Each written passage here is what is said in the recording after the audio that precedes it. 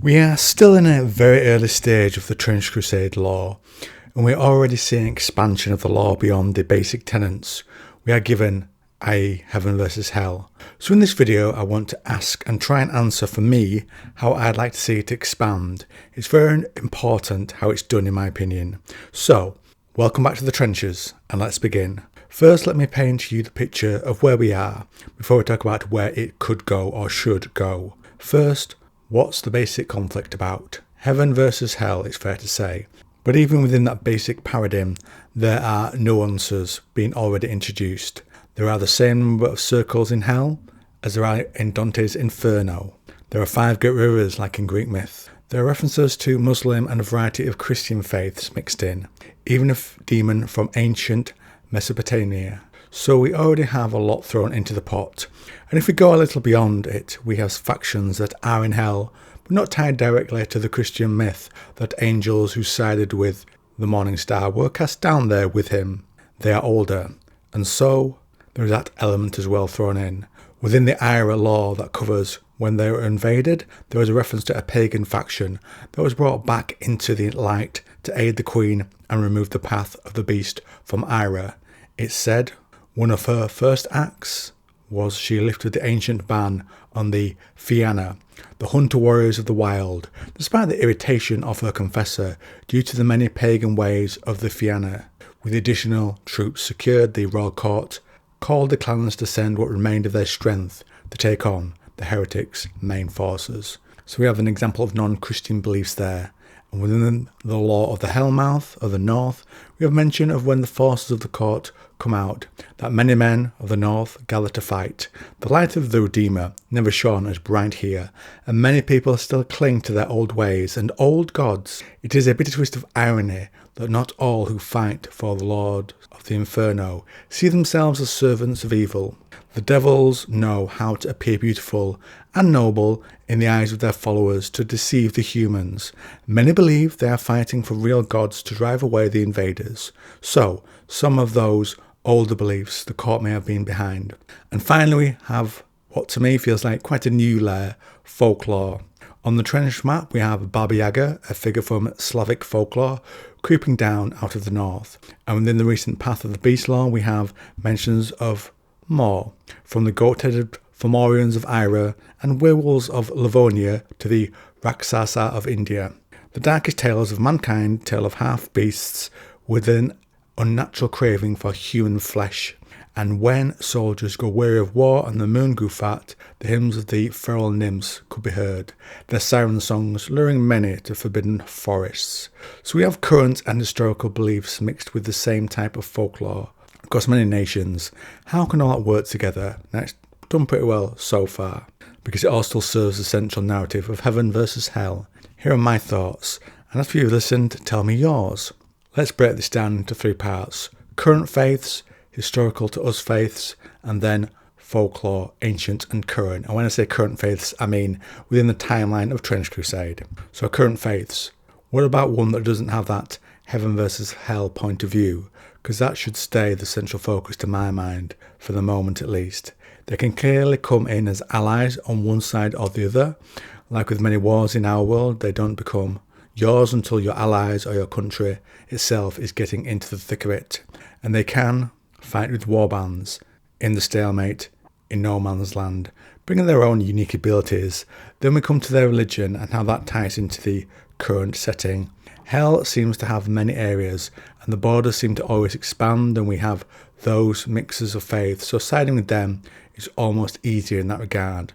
But then we reach the other side of things, the Christian side, with 2 factions, those with New Antioch and the Iron Sultanate, who worship the same god, albeit with considerable differences between them as well, i.e. they pull on different aspects of the same god, in my opinion, within Trench Crusade. I think the line about the court fooling people into worshipping certain beings when the court is behind them would not work well for this area.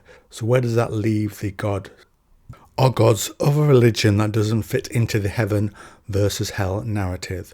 That's what we'll look at in a moment. I just want to tackle something I didn't actually cover in my script for this video, where I said that having the pagans fighting and having the court of the 7-headed serpent behind them, that wouldn't work. I didn't explain the reason why I think that, which is what I'm going to do now.